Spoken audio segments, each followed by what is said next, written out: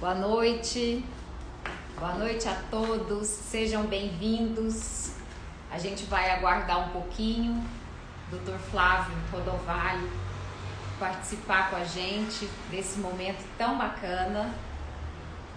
Sejam bem-vindos. Oi, Guilherme, que maravilha, obrigada, querido, pela participação aqui com a gente. Boa noite, boa noite. Vamos aguardar só um pouquinho. Olá, Dr. Pedro Vittar. Obrigada pela participação. Vamos só aguardar. Oi, Dri. Um beijo, querida. Obrigada, gente. Que joia todo mundo aqui. Obrigada, Débora, Dedé. Vamos só aguardar aqui o Dr. Flávio nos solicitar a entrada dele aqui. Dr. Flávio, o senhor entrou, a gente está aguardando a solicitação de participação. Aqui. Aí, ó, amiga. Deixa eu ver aqui. Não, Luzinete não. Vamos ver. Dr. Flávio, não chegou pra gente, eu vi que você entrou, mas eu preciso que o senhor envie pra gente a solicitação de participação aqui ao vivo. Essa tecnologia, gente, ela é... Não. Ainda não foi. Às vezes funciona o senhor saindo e entrando novamente, Dr. Flávio. Se precisar, o senhor pode tentar sair da live de novo. Aí assim que o senhor entra, ele aparece lá uma mensagem perguntando se o senhor tem desejo, tá? Ele falou assim, envia o convite. Deixa a gente ver. Mas se quiser fazer esse outro caminho, é possível também, tá bom? É só sair da live, aí ele entra. Deixa eu ver se tem algum outro caminho aqui. Mas eu acho que não. Tem que sair e entrar. Obrigado, doutor Pedro tá falando. Tem que sair e entrar na solicitação. Isso, agora vai dar certo. Ótimo. Entrou. Deixa só ele... Apaê. Deu certo. Deu certo. Os dias tem matado a gente. Pois então... Que prazer ter o senhor conosco aqui, né? Uma satisfação para nós, do Grupo Viver Melhor, e falar que é enriquecedor, um tema que vai acrescentar muito para nós, né? Nós também estamos cheios de curiosidade para ver o que o senhor tem para acrescentar, e é um prazer. A Regiane vai falar um pouquinho do que é o grupo, e eu já apresento o senhor. Pessoal, boa noite para todos que estão nos assistindo. É uma honra muito grande para nós termos esse movimento de toda semana trazer uma live com um conhecimento diverso para que a gente possa, de fato, concretamente, ressignificar a longevidade.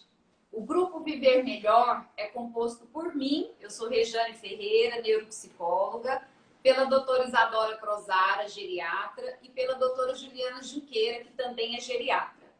E nós formamos o Grupo Viver Melhor com o objetivo de trazermos a ressignificação da longevidade.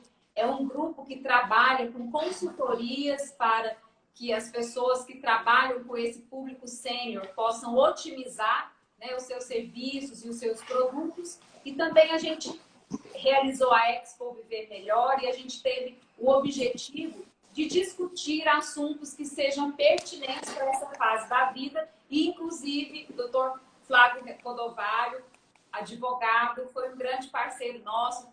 Nós tivemos a grata honra, né, de tê-lo como uma pessoa que, inclusive, nos incentivou, né, nos trouxe a apresentação da orquestra, foi um momento maravilhoso. E a Isadora fará a apresentação formal agora. Eu acredito que o Dr. Flávio ele dispensa apresentações, mas vamos lá, né? Porque ele é bem conhecido no ramo. Então, ele é formado pela Universidade Federal de Goiás, pós-graduado em Direito Administrativo e Direito Constitucional e ainda em Administração pela GV Law. Atua nas áreas de Direito Tributário, Empresarial e sócio fundador da Rodovalho Advogados. É parecerista e consultor e atua junto ao Fórum Empresarial de Goiás e diversas outras entidades em nível nacional. Então, como eu disse, ele dispensa apresentações. É muito conhecido no meio dos advogados e fora dele também, no meio empresarial. Então, para nós, realmente é uma grande honra ter o senhor aqui conosco. E a gente gostaria de começar essa nossa conversa, né, trazendo para o senhor a dimensão de que o público que nos atende é um público diverso. Então, algumas pessoas podem ter familiaridade com alguns conceitos e outras pessoas podem ter muita distância, né, de compreensão em relação a tudo isso. Então, a gente começa perguntando para o senhor, assim, como que a gente poderia explicar, de uma maneira geral, do que se trata, né, esse tema, tranquilidade financeira e segurança jurídica. Então, enfim, por onde o senhor quer começar? O que para nós, conceitual, o que significa essa sucessão familiar, essa sucessão patrimonial? Bom, primeiro, boa noite, Rejane, boa noite, Isadora. É um prazer para mim estar aqui. É uma alegria enorme falar para esse grupo maravilhoso que vocês têm, essa ideia fantástica que vocês têm. A criação do Grupo Viver Melhor é um presente que vocês podem dar para a nossa cidade, para o nosso estado e, por que não dizer, para o nosso país, né? Acho que, assim, a gente se precaver do que virá e daquelas pessoas que já estão nessa fase da vida, assim, viver melhor, acho que é o sonho de todos nós, né? Então, o que vocês fazem, como eu falei, é um presente dado para a comunidade goiana e nacional. Como foi na Expo Viver Melhor, né? Felizmente, a gente só podemos ter um dia daquela confraternização maravilhosa, mas um dia, como a Regiane colocou, com a Orquestra Sinfônica do Estado de Goiás, né? Então, eu acho que isso demonstra o prestígio de vocês. Eu me lembro, acho que cheguei a contar para vocês, lá no dia da apresentação da orquestra, me sentei bem atrás, queriam que eu sentasse na frente, eu falei, de jeito nenhum, né? Não é do meu feitio. E uma senhora sentou do meu lado. E ela estava tão emocionada, ela estava assim, tão feliz de estar ouvindo aquela música da Orquestra Sinfônica, ela estava assim, tão extasiada. E ao final, mais próximo do final ali, o maestro me pegou uma peça, né? Porque o maestro pediu para que eu levantasse, fez a minha apresentação ali naquele momento. Quando eu sentei de volta, ela me abraçou com tanta força, essa senhora, falou assim, olhou para mim, meu filho, obrigado, meu filho, mas muito obrigado, então, né, por me trazer isso daqui. Então, só aquilo ali já valeu toda a Expo para mim. É realizador. Então, mas para os próximos anos, né, se Deus quiser, teremos muitas dessas experiências ainda para vivermos todos juntos, né? A nós e todos que estão nos assistindo nessa live nesse momento. Vou tentar falar sem juridiquês. Acho que de tanto já falar sobre o tema, acho que eu já consigo falar um pouquinho mais sem juridiquês. O trabalho que vocês fazem é precaver, né, ou criar situações melhores para as pessoas que já estão nessa fase prateada, né, viver melhor, né, aproveitar melhor a vida. Uma dessas grandes preocupações que a gente tem, que todo ser humano tem na vida, é como que será a vida quando eu não estiver mais à frente. Seja à frente dos negócios, seja à frente da família, e principalmente quando eu já não estiver mais, né, aqui entre os vivos, né, já tiver passado para o campo espiritual. Então, o que vai acontecer? E principalmente o seguinte, né, a situação natural, normal da vida, é que os filhos cresçam, né? Venham os netos, né? E daí vai se formando a família, as futuras gerações, né? As próximas gerações que vierem. E essas pessoas vão precisar comandar a família e comandar os negócios da família, né? Então, no nosso país, 98,5% dos negócios são empresas familiares. Então, daí você já vê a importância que tem o tema. Seja de um micronegócio, seja de uma empresa gigantesca que talvez já tenha até capital aberto na Bolsa, mas ainda continua a ser uma empresa de administração familiar. E aí começam os conflitos. Primeiro porque família é família. Então, né, a gente já passou por cada situações aqui, eu vou, né, nessa conversa nossa de hoje, tentar colocar algumas coisas que aconteceram aqui para que a gente não se repita, né? E aí a importância que isso tem para a manutenção do equilíbrio familiar. Então, você ter um patriarca ou uma matriarca que se afasta dos negócios ainda em vida para poder viver melhor, né, alguma coisa, e transferir isso para os filhos, de que modo isso se dá? E de que modo eu posso garantir a todos eles? E aí eu já faço a primeira provocação aqui em relação a vocês do que eu vou dizer.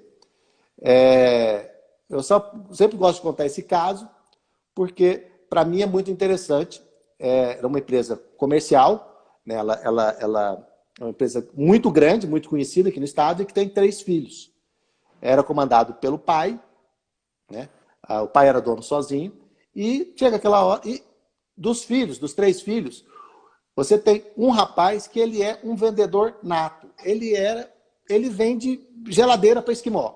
Ele é muito bom de venda, ele conhecia tudo do negócio, ele conhecia tudo do ramo, ele conhecia seus principais competidores, seus fornecedores. O rapaz era talhado para trabalhar naquilo.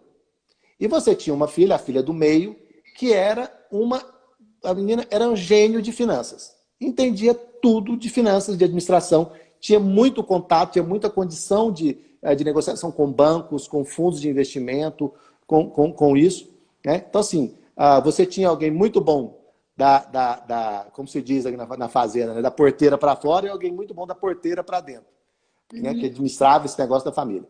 E você tinha o terceiro filho, um surfista. Um surfista aqui no estado de Goiás, né? Estava no direito, ok. Né? O rapaz gostava de surfar e ele era, né, aparentemente, era até muito bom no que fazia.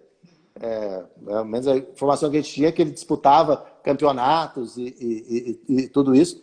E era alguém assim, que tinha uma vida não ligada ao estado de Goiás, né? Não ligado aqui. E aquelas coisas que só acontecem, né, que acontecem em todas as famílias, né? Esse rapaz era o preferido da mamãe. Então, assim, qualquer coisa, quando se reuniam para falar de sucessão, disso, daquilo, aquilo outro, a mãe já levantava a mão logo, né? No meu dodói ninguém mexe, né? E como garantir para esse rapaz que, seja legalmente, seja eticamente, ele tem direito à sucessão daquela empresa, né? As cotas patrimonial daquela empresa e daquele negócio. E como fazer também para o patriarca se afastar dos negócios, né? Como é que ele se afastaria dos negócios, caso ele queira, né, pegar justamente a esposa e passar, né, uma temporada em Paris, passar, né, temporada no Canadá, onde ele quisesse, né? De qualquer forma, se aproveitar o que ele construiu, né, durante a vida. E aí foi um trabalho que a gente começou desde o primeiro dia, né? Desde o primeiro momento, assim, até concretizar isso. E aí é importante que se diga, Rejane e Isadora, que foi um trabalho de quase 2 anos. E as pessoas não conseguem entender isso. E não conseguem entender que esse trabalho é extremamente demorado. Porque a gente precisa entender o que se passa dentro daquela família. E pior, a gente precisa entender o que se passa dentro daquela família sem tomar partido de quem quer que seja. E é natural e normal que a gente tenha mais afinidade com uma pessoa ou outra. O filho mais velho, esse grande vendedor, né, ele adora os esportes americanos igual eu, né? Ele também viaja para assistir basquete lá nos Estados Unidos igual a mim. Então, a gente tinha uma afinidade muito grande.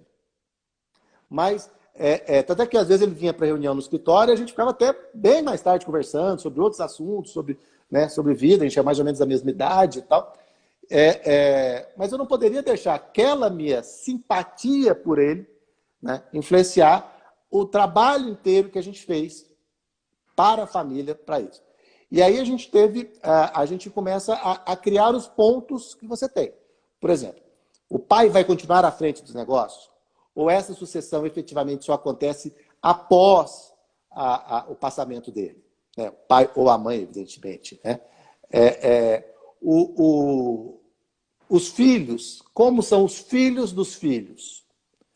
E não é uma questão que a gente faz, a gente sempre contrata uma especialista para fazer isso, que é uma psicóloga, para fazer a análise comportamental dos filhos, tá? Porque isso vai definir bastante o papel de cada um. E aí você também define as regras de sucessão, como falei, na família e as regras de sucessão na empresa. Né? São coisas diferentes. Né? E principalmente o seguinte, é muito comum a gente ver se o patrimônio da família se confunde com o patrimônio da empresa. Isso é um erro enorme.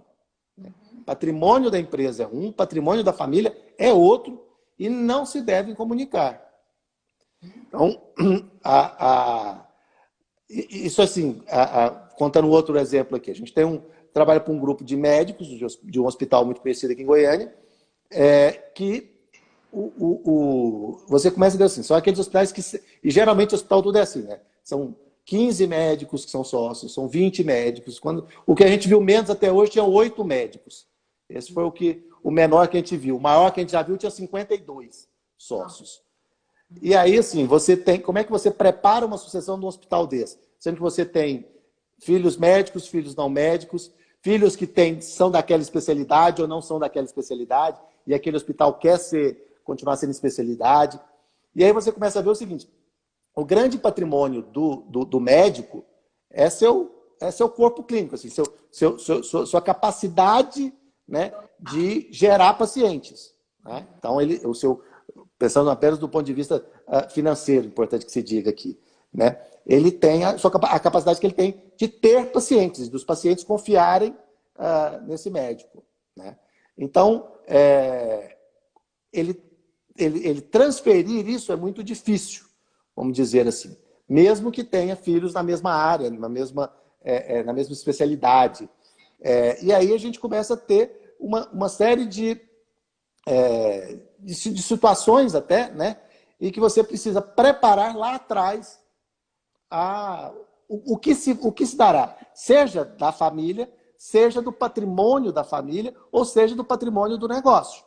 Assim, hospitais, em regra geral, são prédios, né, são edifícios muito grandes, em áreas muito valorizadas da cidade, né, e que, assim, às vezes não interessa para o surfista. O que ele anda? Ele ser sócio ou se ele ter uma fração ideal de um hospital. Doutor, né? Flávio, o senhor está colocando alguns pontos e eu gostaria de ressaltar duas questões que eu acho que ficaram muito fortes nesse momento que eu estava ouvindo a sua explicação. O primeiro é que é um processo.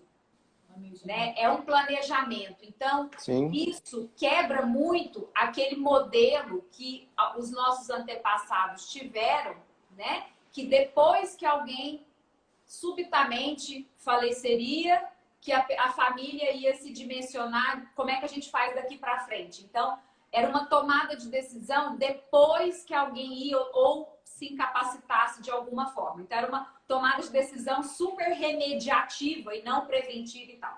E a segunda, que eu acho super pertinente, é desse assunto deixar de ser um tabu, inclusive dentro das famílias.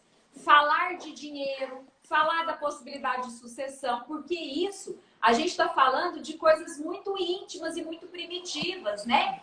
Hierarquias, posições subjetivas nessa família. Então, mexer nisso, mas mexer com cuidado, mexer com pertinência, mexer com, né, um direcionamento de um profissional capacitado é completamente diferente, que aí é essa história, né? Qual que é o papel, assim, da área jurídica? O senhor que tem um escritório, que trabalha com isso. Como que acontece? Por exemplo, faz de conta que eu tenho, então, uma família que precise pensar nisso. Seria através de um especialista da advocacia? Como é que funcionaria isso na prática? Como é que a família teria que acionar esse cuidado, esse processo? Gente, a primeira coisa, a segunda, você fez uma questão muito, muito interessante. Isso é um processo, né, que, aliás, não se encerra.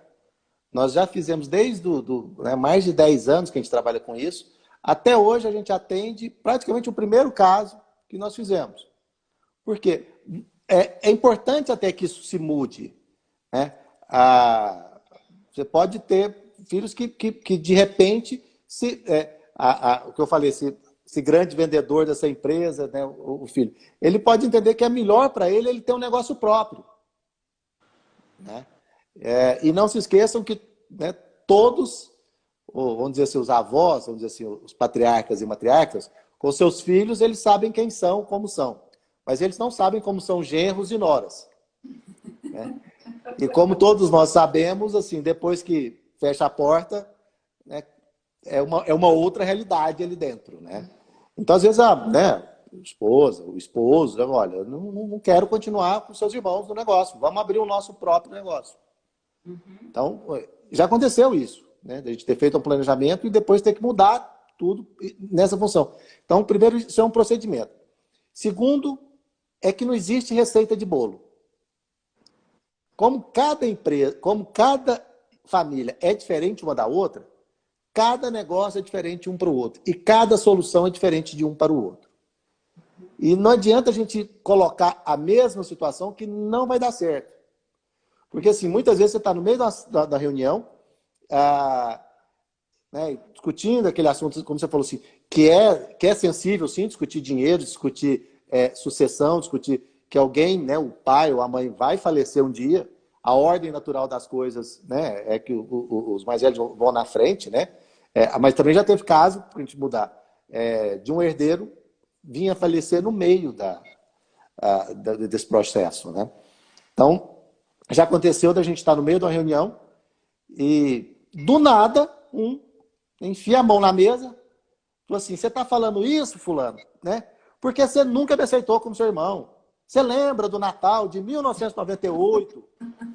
Né? Você lembra aquele dia que a gente foi no jogo junto e você me falou aquilo? Você lembra? Então, tem hora assim que explodem situações familiares assim que os terapeutas mais capacitados às vezes não têm ouvido o que se tem, porque o componente, os dois componentes incendiários da natureza humana, poder e dinheiro, né, estão sendo aqui debatidos. E aí é muito sensível isso.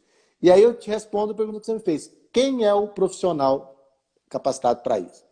Por que eu falo que o advogado é o profissional capacitado para isso? Primeiro, porque você vai precisar de uma série de documentos legais. Segundo, porque você está fazendo isso para antecipar uma regra sucessória estabelecida no Código Civil. E aí não tem como a gente escapar. Né? Você pode desenhar o que vai ser o seu presente e o seu futuro. Ou então você deixa para o Código Civil resolver. Não é o melhor caminho. Né? Porque lá no Código Civil tem a receita de bolo. Vai ser assim para uma família multimilionária, vai ser assim para uma família mais simples, de patrimônio de 2, 3 imóveis. Né?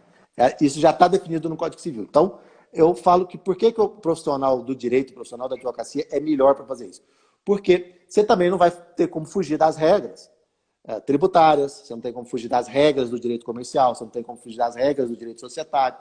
E preparar aquilo que depois não venha a ser anulado quando o inventário de fato for aberto.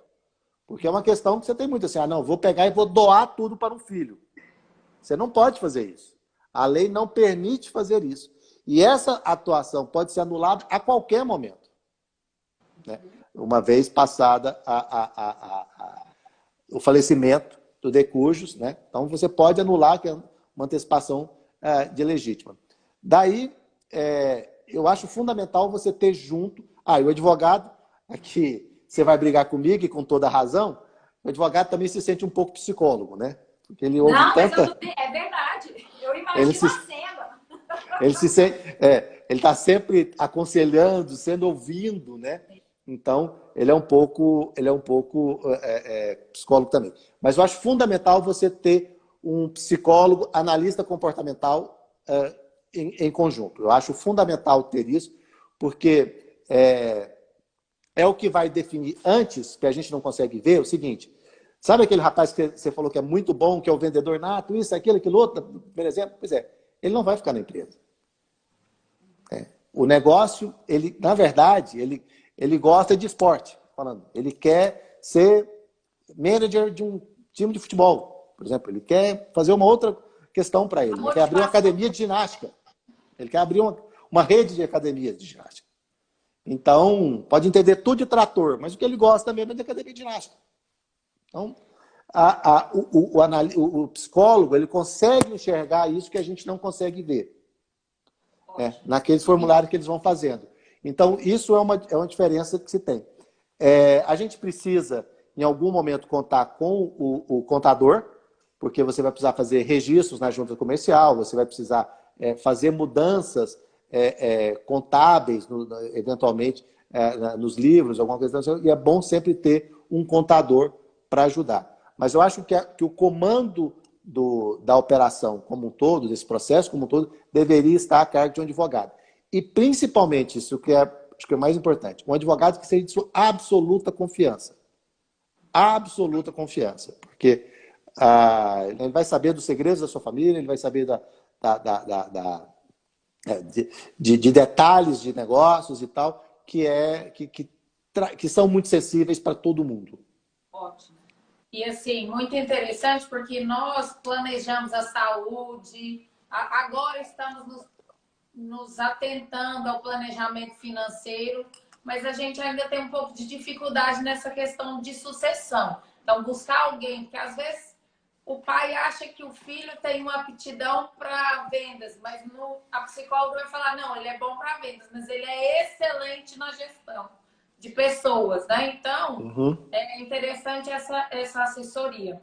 Mas eu queria fazer alguns questionamentos, porque talvez a gente tenha ainda um pouco de dificuldade, porque as pessoas ainda têm aquele modelo antigo, né? De testamento. Então, eu vou fazer um testamento, vou deixar tudo explicado e isso vai ser minha sucessão. Então, qual que é o prejuízo? Tanto o prejuízo falando de empresa, como prejuízo financeiro. E aí eu queria também que o senhor comentasse um pouquinho sobre a questão de como é que eu posso fazer essa sucessão quando eu não vou fazer de empresa, mas de patrimônio, para pessoas que têm famílias grandes ou para mesmo para pessoas que não têm filhos, mas que querem eleger, não têm boa relação com os parentes vivos e querem eleger. Então, qual é a vantagem de não fazer um testamento, fazer sim um planejamento, mesmo porque o André colocou, as pessoas são caixinhas de surpresa, são mesmo, né? A gente tem que preparar. Isadora, você colocou duas questões bem interessantes, assim, que eram uma diferenciação que a gente precisa fazer muito claro também. A diferença entre herdeiro e sucessor. Herdeiro, todos os familiares são, ok? Mas sucessor, nem todos. E aí você tem também duas formas de sucessão. Você tem a sucessão na empresa, você tem a sucessão na família. Por isso é que eu falei a importância de você separar os patrimônios da empresa e da família. E muitas vezes o que a gente faz é justamente, não foi o caso do surfista, a gente acabou criando uma situação com instrumentos financeiros, que eu vou falar daqui a pouco, mas às vezes você compensa a transferência de um poder, de um sucessor na empresa, né, para aquele herdeiro da família com patrimônio. Entendeu? Então, é muito comum isso no caso dos médicos, como a gente falou. Porque você tem filhos médicos e não médicos, vamos dizer assim. aquele filho médico, normal que ele herde a cota do hospital, né? Ou cota do plano, o que quer que seja, né? E aí, como é que você compensa os filhos não médicos? É importante que a gente faça um equilíbrio patrimonial para isso, e principalmente que, e aí que entra a importância do advogado, isso não seja caracterizado como adiantamento de legítima. Que um filho seja melhor aquinhoado que outro. Ou que o sendo, que se justifique em instrumentos. E aí é muito bom você ter, você redigir, como eu falei, não é só a alteração do contrato social ou uma forma testamentária, não necessariamente o testamento, mas a forma testamentária, né? Que é o patriarca dizer, eu quero que a empresa vá para fulano, eu quero que a fazenda vá para Beltrano e eu quero que os imóveis urbanos vá para Ciclana. Então, a gente pode fazer esse equilíbrio, né, sem a necessidade de fazer um testamento. O testamento é previsto na lei, no Código Civil, né, há mais do que centenário, né, vamos dizer assim, essa condição, que hoje não há necessidade de a gente fazer. Assim, você faz obrigações testamentárias ou desejo testamentário, né, em vida e que você executa ainda em vida. Sob o seu patrocínio, né? Sob o seu comando, seja do patriarca ou da matriarca. Então, se ele fizer o testamento, você vai ter o testamenteiro, a pessoa que vai regulamentar aquilo ali, ele vai executar conforme as suas ordens, mas vão seguir situações que não estavam ali previstas.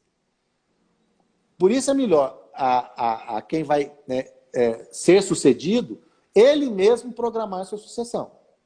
E como a gente colocou, que é o objetivo de vocês, assim, aquele que quer se afastar dos negócios para que os filhos já subam, já assumam, né? Então, ter esse comando, esse controle do patriarca ou da matriarca é bem importante, bem significativo. Tá?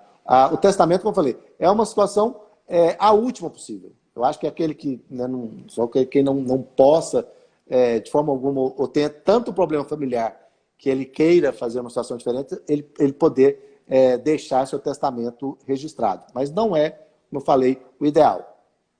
Tem uma pergunta. Existe alguma discrepância de faixa etária em relação a ter mais resistência ou a ter mais interesse em se aproximar desse planejamento? Vou dizer situações assim. Por exemplo, eu posso ter o público mais sênior que se sente, às vezes, confrontado em se aproximar desse assunto, em não querer se expor a esse ponto, ou de, às vezes, mesmo não ter uma estrutura psíquica, né, que suporte, que tolere tantos conflitos, tantas visões divergentes que possam haver, né, de repente, numa empresa familiar, enfim, tá. Mas a gente também tem jovens, uma geração que muitas vezes também está muito descompromissada com essa continuidade, né, patrimonial. Hoje o mundo é muito globalizado, então nós somos mães de filhos jovens. A gente realmente, quando fala assim, a gente cria filho para o mundo, é literal, assim, a gente não sabe se vai estar aqui ou se vai estar na Austrália, assim. Então, tem algum grupo etário que é mais resistente ou no seu dia a dia, na sua prática, como é que está caminhando isso? Jane, você falou o grande desafio de todos nós em todas as áreas, né? Logicamente, quem está mais avançado, seja na idade, seja na criação dos filhos, seja nas coisas, né, tem mais pressa, vamos dizer assim. Mas muitas vezes você tem o jovem muito mais ansioso. Eu quero substituir meu pai está com visão antiga, meu pai não sabe se atualizar mais, meu pai está por fora de tudo, eu preciso assumir isso logo. Né? Geralmente aí começa a dar problema e principalmente a dar errado. Então, já é uma situação complicada. Agora, o mais complicado, como vocês colocaram, é uma coisa que é mais da área de vocês, né? Principalmente dos psicólogos, que é os millennials, né? Então, assim, é alguém que não tem. Eu me lembro que meu grande sonho né? Quando eu entrei na faculdade, assim, eu já trabalhava, né? Quando eu entrei na faculdade, tanto tempo faz, eu era atendente de loja de videolocadora. Ó. Então, muitos nem sabem o que é isso, uma videolocadora, né? E aí, desculpa, perdi, eu vou fazer a brincadeira aqui da videolocadora. Assim, meu grande sonho, né? Meu grande sonho era ter um carro. Né? O maior exemplo de liberdade que possa existir, né? Principalmente assim, para aqueles que foram jovens junto comigo, né? Era ter um carro. Né? O maior símbolo de liberdade que possa ter. E aí, depois de você ter o carro, era ter seu apartamento. Né? Então, você vê isso. Hoje, né, há pouco estava conversando com um amigo, que o filho dele se formou em medicina agora, e ele queria dar um carro para o filho, né? Já tinha um carro bom, mas ia dar um carro para o filho. Ele falou assim, eu não quero. Eu falei, mas como você não quer? O que você quer? Eu não quero carro. Para mim não faz sentido ter um carro. E aí, né, isso que a gente estava dizendo, a questão de patrimônio, né, discutir isso com os millennials que estão muito mais afetos ao que é o Airbnb do que qualquer outra situação, né, de ter uma casa. Ele não quer morar em Goiânia, ele quer morar em Goiânia, em Sydney, né, em Bombaim, né, em Xangai, em Delaware, em algum lugar de Delaware. Ele quer viver 3 meses aqui, 3 meses lá, 3 meses... E o que é assim, a gente falava para eles, isso não vai ser possível, você precisa ficar em um lugar. Né? Aí vem a pandemia e derruba todas as nossas certezas, né? Ou seja, todas as empresas do mundo funcionaram sem estar elas no mesmo lugar. Assim, eles já estavam à nossa frente daquilo que a gente está vivendo agora, né? Então, e aí fazer esses ajustes finos, que eu falei para vocês no início, é que faz com que isso seja de fato um processo, que vai acontecendo e você vai tanto se precavendo ao que está por vir, quanto se adaptando àquilo que já veio. Né? Como é o caso agora que eu estou contando da pandemia e o nosso necessidade de home office. Né? Então, isso é um processo mesmo que a gente vai fazendo com ajustes finos. Para quem está nos acompanhando, então, pensando na questão patrimonial, que é uma realidade, além de fazer essa sucessão que fica mais harmônica, vai ser um planejamento em conjunto, né? Não vira aquela briga, morreu, aí vai brigar. Porque é muito comum no meu consultório as viúvas ou os viúvos chegarem assim, com transtorno de humor, depressivo, ansiedade, pela briga que os filhos... Eu já tive pacientes que o idoso ficou muito grave, os filhos já começaram a brigar e ele não morreu. E aí ficou aquele climão. Então, assim, além dessa vantagem do planejamento, economicamente é mais vantagem eu fazer essa sucessão em vida ou é mais vantagem eu deixar a doação, testamento? O que o senhor esclarece para esse nosso público? Agora, eu me lembro na faculdade de Direito, tinha um professor, justamente professor de Direito Civil, ele dizia o seguinte, inventário é aquilo que os mortos deixam para os vivos se matarem. Nossa, então, sábio. E é isso. E aí, assim, até um certo tempo atrás, posso dizer que 90% das pessoas que nos procuravam, eles vinham com a ideia do seguinte, como eu faço para pagar menos imposto? Seja agora, seja na sucessão. Eu falo assim, o melhor jeito que você tem é sonegar. Né? Sonegar que você não precisa pagar. Assim, quem vem com a ideia de que fazer um planejamento sucessório é economizar imposto, já veio com a ideia errada. Porque se você só fazer, é lógico que ele é um dos processos que se tenha, mas você fazer uma sucessão pensando apenas na economia de impostos é um erro gigante. É um erro gigantesco. Só que, posso dizer para vocês, 90% das pessoas vêm com essa ideia. 90% das pessoas quebram a cara em função disso. E aí, há maneiras de economizar impostos? Há milhares de maneiras, centenas de maneiras de equilibrar impostos. Mas importante que é o tema da nossa conversa de hoje. Como fazer isso com equilíbrio familiar? Entendeu? Poupando e além aí de impostos, artérias, né? O coração continuar batendo. É exatamente isso. É exatamente isso. Então, assim, eu conto em palestras, também não é segredo, né? Uma certa vez encontrei um pessoal que era muito próximo da minha família, né? Tanto é que eu chamo ele de tio. A gente se separou depois de, né, essas coisas da vida e tal. E o filho dele veio me procurar, que eles tinham feito um planejamento sucessório, né? Tal, com gente reconhecida, e que para economizar impostos e tal, mas ele estava muito preocupado. Porque a solução dada pelo consultor de então foi que se separasse o marido da mulher. Eles fizeram uma separação de mentirinha, né? Mas assinaram todos os documentos para fazer a sua partilha de bens e daí fazer a diferenciação que se tem. Foi um modo que eles acharam com outras questões de economizar impostos. Eu assustei aquilo tanto, falei assim, quanto tempo seu pai tem de casado com sua mãe? Falou assim, daqui a 2 meses eles vão fazer 50 anos, a gente vai viajar todo mundo para Disney, vamos fazer uma festa no Castelo da Cinderela. E cara, e como é que fica o humor de vocês no Castelo da Cinderela, uma festa maravilhosa, imagino, sabendo que na verdade o documento fala que eles não são mais marido e mulher? Ah, não, isso é outra história. Eu falei assim, isso é a história, é isso que nós estamos falando. Não é possível que não tinha outro caminho, e tem, né, de fazer que não tivesse essa necessidade de se separar, né, de fazer esse divórcio dos dois, né, nessa idade que eles estão, nessa fase da vida que eles estão, e tudo isso. Né. No caso, até eles já estavam mais adiantados. Mas, e quando é um casal mais novo? Né? Quando é um casal que vive bem, tem toda a relação boa, mas aí chega o consultor e fala, vocês precisam separar.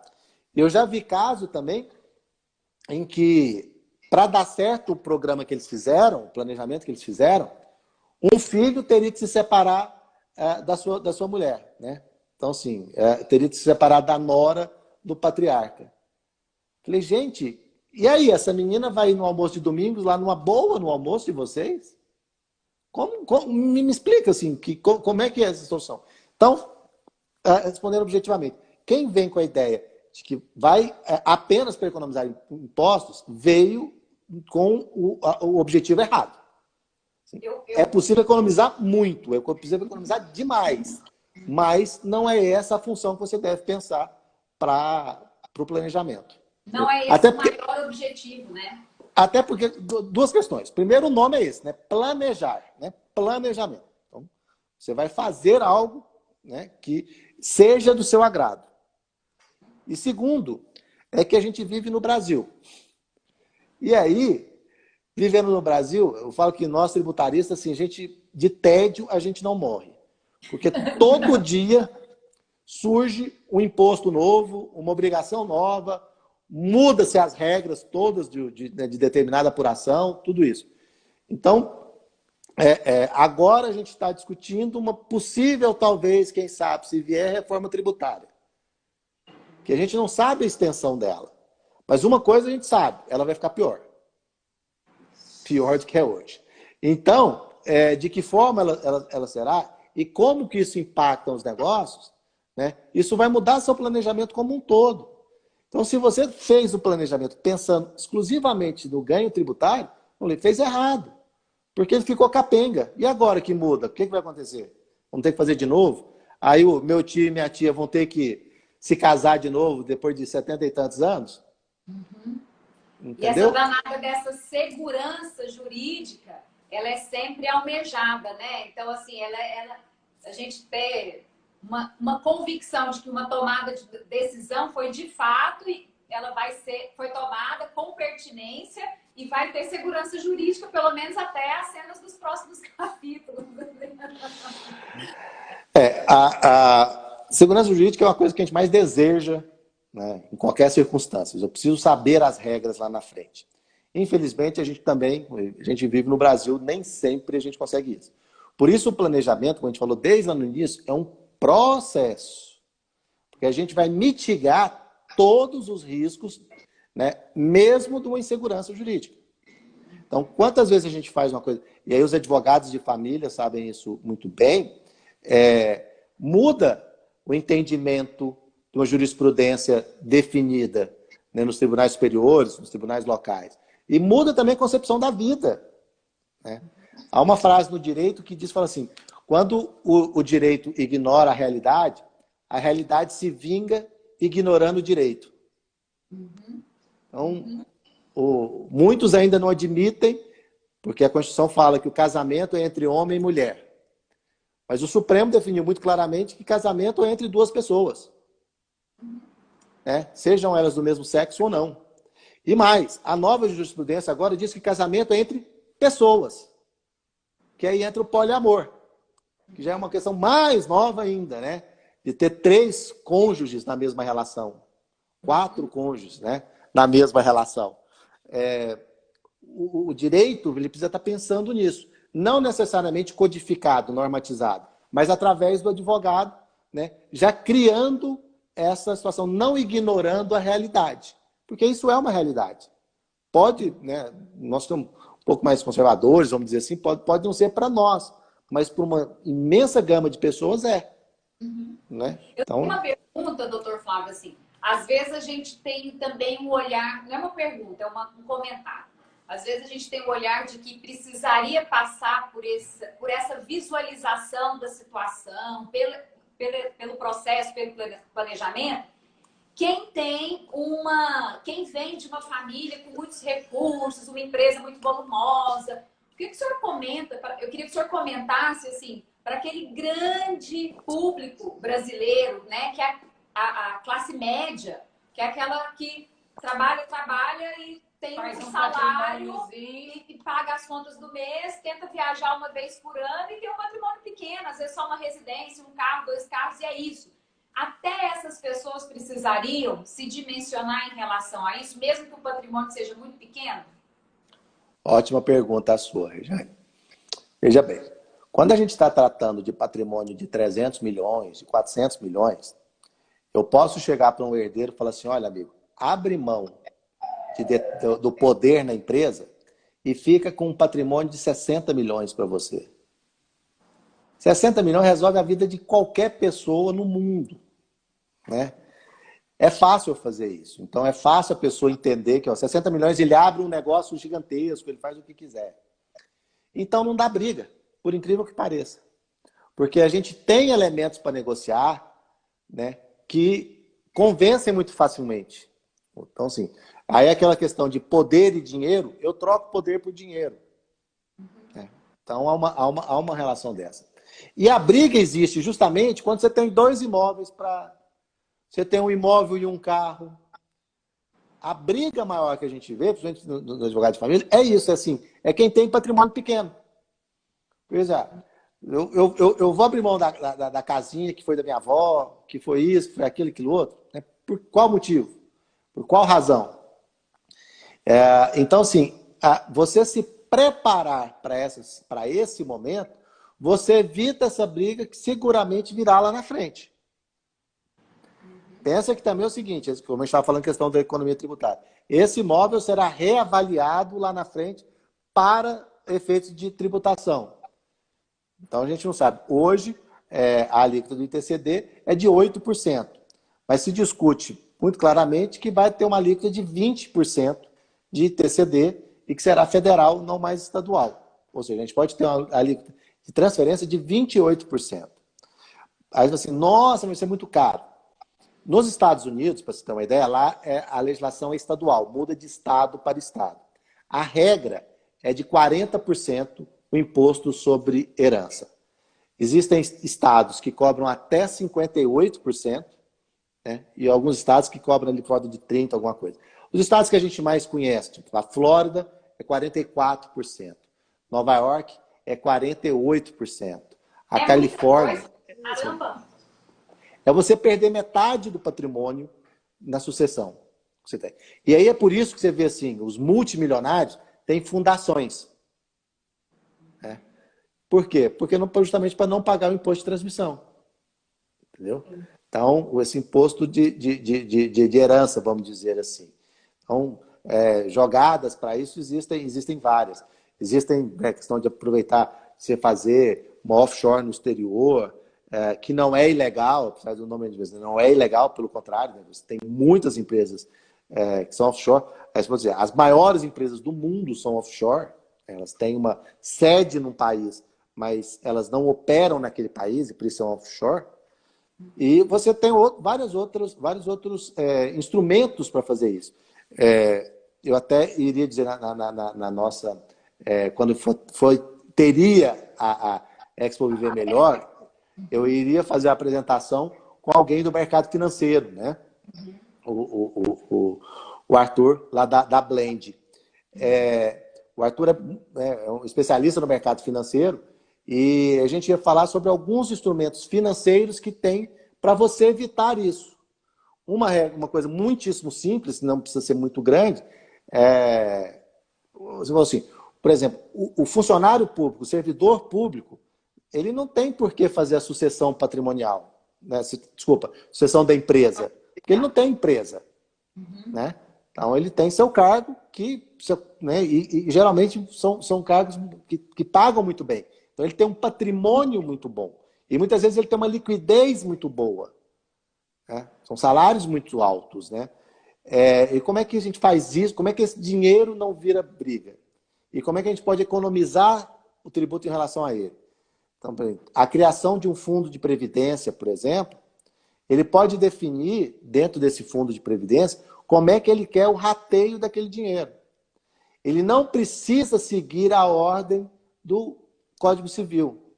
Então, se ele pegar, né, o seu patrimônio financeiro e investir num fundo de investimento de previdência, ele vai ter uma remuneração boa sobre o seu dinheiro ainda, né, porque é um fundo normal que compra, vende diversos ativos do mercado financeiro, e ele define como é que ele quer. Então, ele quer que aquele dinheiro vá para o irmão que ele tenha, por exemplo, que tenha um problema, uma situação, né? Não aos filhos. Não há problema nenhum dele destinar o dinheiro, porque isso não é herança.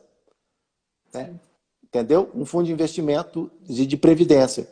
E quando vem para o herdeiro, né, para o beneficiário, porque isso, na verdade, é um seguro. Ele é caracterizado como seguro. É como você fazer uma apólice de vida e que o beneficiário seja outra pessoa.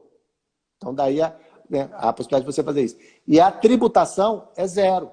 Você não paga imposto quando vem, né, no fundo de previdência para um beneficiário, assim como não vem a indenização paga numa seguradora. Entendeu?